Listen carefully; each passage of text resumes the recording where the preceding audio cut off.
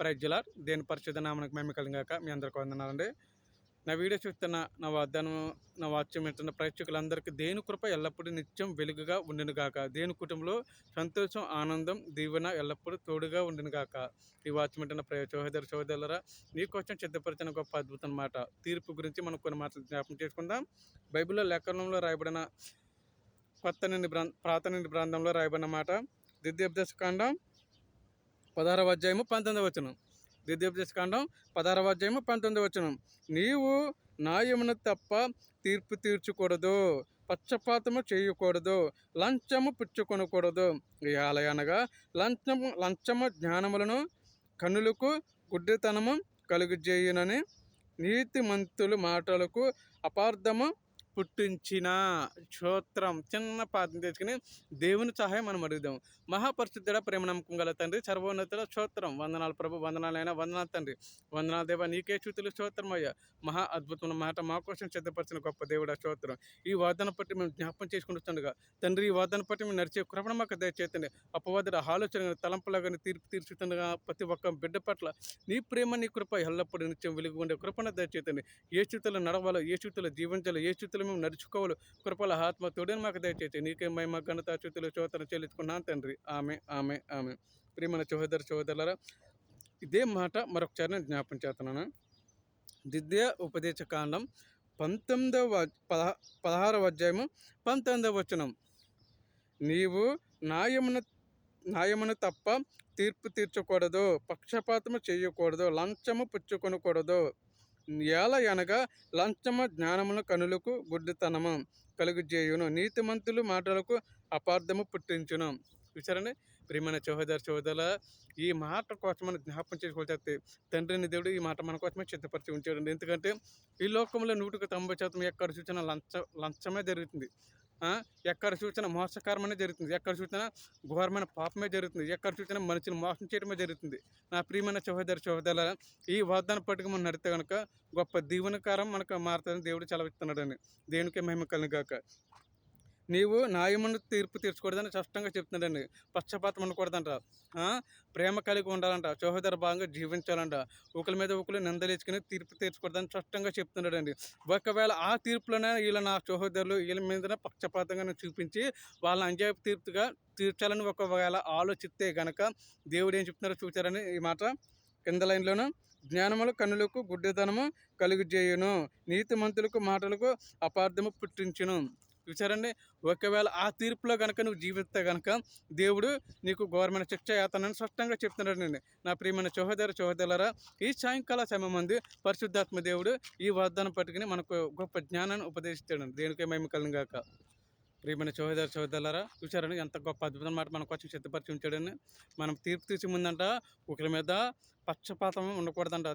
తీర్పు ముందట జాగ్రత్త. ఒకవేళ నువ్వు లంచం తీసుకున్నా కానీ, డబ్బుకు లోబడిపోయినా కానీ, నువ్వు డబ్బులో మోసంలో పడిపోయినా కానీ, ఒకరి మీద అన్యాయపు తీర్పు తీర్చాలన్నా కానీ దేవుడు దానికి నీ 2 అంతులు ఖర్చు చూపిస్తానని చెప్తున్నాడు. ఎందుకంటే మనము ఏ స్థితిలో ఉన్నామో తండ్రిని దేవుడు మనం ఏ స్థితికి తీసుకొచ్చాడో మనం ఒకసారి దాన్ని జ్ఞాపకం చేసుకోవాల్సిన విషయమే. ఎందుకంటారా, దేవుడు పక్షపాతం లేకుండా అందరినీ ప్రేమిస్తున్నాడు కదండి. అందరిని ప్రేమిస్తున్నాడు కదా. మతం అనేది లేదు, కులం అనేది లేదు. ప్రతి ఒక్కరిని ప్రేమగా సహోదరిగా భావించి నన్ను వెంబడించాలని స్పష్టంగా మాతో సూటిగా మాట్లాడుతున్నాను కదండి. మనం ఏం చేస్తున్నాం? వేషధారులుగా జీవిస్తున్నాం. భూమి మీద వేషధారులుగా జీవిస్తున్నాం. మనుషుల మీద కపటమైన తలంపు, కపటమైన ఆలోచనలు మనం జీవిస్తున్నాం. లంచం పుచ్చుకొని అనేక మంది విధులుగా అనేక మంది కుటుంబాలను మోసం చేస్తూ జీవిస్తూ బతుకుతున్నాం. అది వేషధారు బతికే కదా. దేవుడు చెప్తున్న మాట చూసారా ఎంత గొప్ప అద్భుత మాటనో. అదే ద్వితీయోపదేశకాండము 17వ అధ్యాయము 10వ వచనం. ద్వితీయోపదేశకాండం 17వ అధ్యాయం 10వ వచనం. యెహోవా ఏర్పరచుకున్న స్థలమును వారు నీకు తలంపు తీర్పు చెప్పున నీవు జరిగించి వారు నీకు తేటపరిచి ఆ నీటి చెప్పున తీర్పు తీర్చుటకు జాగ్రత్త పడవలను. చూసారండి ఎంత స్పష్టంగా చెప్తున్నారు మనకి. జాగ్రత్తగా పడవలను, జాగ్రత్త పడండి. తీర్పు తీర్చమందట ఒక్కసారి నీ కుటుంబం గురించి ఆలోచించుకో, నీ బంధువుల గురించి ఆలోచించుకో, నీ స్నేహితుల గురించి ఆలోచించుకో. ఎదురువాడి పట్ల అపహాస్యంగా తీర్పు తీర్తే కనుక, అంజాయిపు తీర్పు తీర్తే కనుక పైన దేవత దేవుడు ఉన్నాడని ఒకసారి నువ్వు జ్ఞాపకం చేసుకుని ఆ తీర్పు ముందట నిజాయితీగా తీర్పు తీర్చమని దేవుడు స్పష్టంగా చెప్తున్నాడండి. నా ప్రియమైన సహోదరులారా, నీవు యెహోవా ఏర్పరచుకునే స్థలమును చూసారా? ఎంత అద్భుతంగా రాయబడిందో. యెహోవా ఏర్పరచుకున్న స్థలంలోనంటేనే ప్రతిది కూడా ఆ తీర్పు తీర్చే ముందు జాగ్రత్తగా తీర్పు తీర్చాలంటేను. ఆయన సిద్ధపరిచిన స్థలంలోనే ఆయన ముందట మనము తప్పుడు తీర్పు తీర్చాలన్నా గానీ, తప్పుడు తలంపులు ఉండాలన్నా, తప్పుడు జీవితంలో జీవించాలన్నా గానీ, మనం ఒక లంచం పుచ్చుకొని వాడి మీద అన్యాయపు తీర్పు తీర్చాలన్న ఒక ఆలోచన నీలో పుడితే గనక జాగ్రత్త. ఆయనున్న స్థలంలోనే నువ్వు చానా జాగ్రత్తగా ప్రవర్తించాలని స్పష్టంగా చెప్తున్నాడండి. అలాగే మనం ఉంటున్నామా? లేదు. ఎందుకంటే మనకు డబ్బుకే మనకు కావాల్సిన మెయిన్ జీవితంలోనే రెండే ప్రాముఖ్యమైనయి. ఒకటి లంచం, ఒకటి మనుషుల్ని మోసం చేయటం. అవును కదండీ! ఇదే ఎక్కువగా జరుగుతున్నది లోకంలోను. అందుకే దేవుడు చెప్తున్న మాట, నా మందిరంలోకి వచ్చినప్పుడు మీరు జాగ్రత్తగా నిలబడండి. నా స్థలంలో నిలబడినప్పుడు మీరు జాగ్రత్తగా ప్రవర్తించండి. నా స్థలంలో మీరు తీర్పు తీర్చినప్పుడు మీరు జాగ్రత్తగా తీర్పు తీర్చండి స్పష్టంగా చెప్తున్నాడండి. దేవునికి మహిమ కలుగుగాక. నా ప్రియమైన సహోదర సహోదరులారా, ఎందుకో ఈ సాయంకాల సమయమందు పరిశుద్ధాత్మ దేవుడు ఈ తీర్పు గురించి నీతోటి స్పష్టంగా మాట్లాడుతున్నాడండి. దేవునికే వేలాది స్తుతులు స్తోత్రములు. అదే తీర్పు గురించి చూడండి చక్కని అందమైన మాట రాసిపెట్టి ఉంచాడండి మన కోసం. మొదటి రాజుల గ్రంథం 21వ అధ్యాయం 10వ వచనం. మొదటి రాజుల గ్రంథం 21వ అధ్యాయం 10వ వచనం. నీవు దేవునిని రాజ్యమును ద్రోహించితివని అతని మీద సాక్ష్యము పలుకుటకు పనికిమాలిన ఇద్దరు మనుషులను సిద్ధపరచుడి. తీర్పు ఆయన మీదట ఆయన బయటకు తీసుకుని పోయి రాళ్ళతోన చావగొట్టిరి. ప్రియమైన సహోదర సహోదరులారా, చూసారా ఎంత అద్భుతం మాటను. ఇది నీ కోసమే సిద్ధపరిచిన మాట. జాగ్రత్త. నువ్వు తీర్పు తీర్చే ముందు ఒక్కసారి వెనక్కి తిరిగి ఆలోచించము. ఒకవేళ నువ్వు తీర్పు తీర్చావనుకో, అది ప్రజల్లోనే నిన్ను ఒకవేళ కొట్టినా కొట్టవచ్చు. చూసారా? రాళ్ళతో కొట్టమని ఎంత స్పష్టంగా చెప్తున్నాడని. నువ్వు తీర్పు తీర్చే ముందట జాగ్రత్త ఎందుకు చెప్తున్నాడని. నీవు దేవుని రాజ్యమునకు ద్రోహించితివి. చూసావా? దేవున్నే ద్రోహించుతున్నావు తీర్పు తీర్చే ముందు. ఆయన స్థలం మీద, ఆయన పక్షపాతం మీద, ఆయన స్థలంలో నిలబడి నువ్వు తీర్పు తీరుతున్నావంటే ఒకసారి వెనక్కి తిరిగి ఆలోచించాలి. ప్రతీది కూడా ఆయన నిలబడి ప్రతీది కూడా మనం ఆ స్థలంలోనే నిలబడుతున్నాం. ఎందుకంటే మనం ఏ లోకంలో ఉన్నామో, ఏ లోకంలో జీవించామో, తండ్రి మనల్ని ఏ స్థితిగా నిలబెట్టాడో ఒకసారి మనం ఆలోచించాలి. దేనికే మహిమ కలుగుగాక. నా ప్రియమైన సహోదర సహోదరులారా, ఈ తీర్పు ముందట ప్రతి ఒక్కళ్ళను మనం ఈ వాగ్దానం పట్టుకుని నడిచి ఆయన సన్నిధిలో ప్రార్థిద్దాం. తండ్రి, ఇక మీదట ఈ లోకమానుసారం తీర్పు నేను తీర్చుకున్నట్లు, పక్షపాతంగా ఉండకున్నట్లు దేవుని సన్నిధిలో క్రమశిక్షణగా ఉండటకు నాకు కృపనీ దేవా అని మనం ప్రార్థన చేసుకుని అడగాలి. అప్పుడే దేవుడు నీ కుటుంబం చుట్టూ కంచి వేతను అంటున్నాడండి. నీలో ఎటువంటి దురాత్మైన ఆలోచన కానీ, తలంపులు కానీ ఉండకున్నట్లు నేను తీసివేతను అంటున్నాడండి.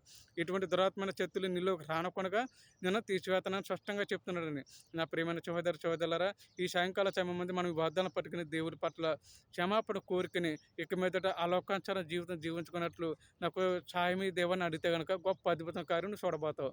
దేనికే వేలాది స్తుతులు స్తోత్రములు. ఈ కొద్ది మాటలు దేవుడు దీవించి ఆచరించి కాచి కాపను గాక. చిన్న ప్రార్థన. మహాపరిశుద్ధుడ, ప్రేమ నమ్మకం గల తండ్రి, సర్వోన్నతుడ, స్తోత్రం, వందనాలైనా, వందనాలు తండ్రి, వందనాలు దేవా. నీకే స్తుతులు స్తోత్రం తండ్రి.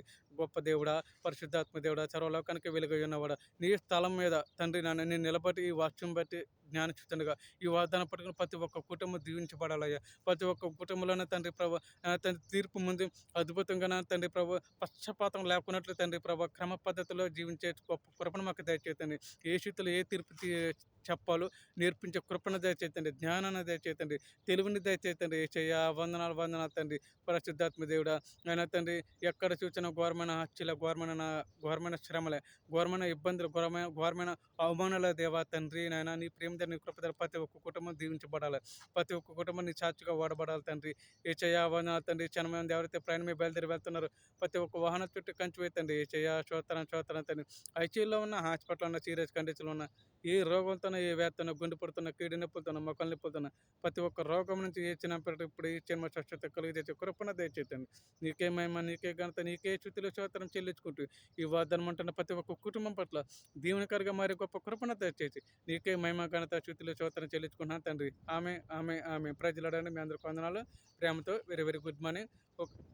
ప్రేమతో వెరీ వెరీ గుడ్ నైట్. ఒక లైక్ చేసి సబ్స్క్రైబ్ చేయండి. ఏమైనా తప్పులైతే క్షమించండి.